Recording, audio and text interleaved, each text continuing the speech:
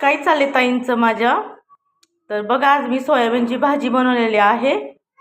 ही भाजी खूप अशी चविष्ट आणि लाल तिखट घालून मी सोयाबीन ही केलेलं आहे। तर ह्याच्यामध्ये आपल्याला फायबर भेटतं। बघा, तुम्हाला दिसतं सोयाबीन हे कमी तिखटाची केलेली आहे मी, कारण माझी मुलं कमी तिखट खातात। तुम्ही पण करून बघा एकदा।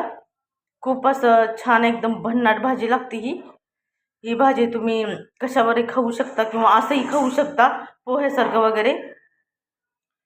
आणि ही भाताबरोबर, चपातीबरोबर, काही कशाबरोबर इतकी छान लागते ना।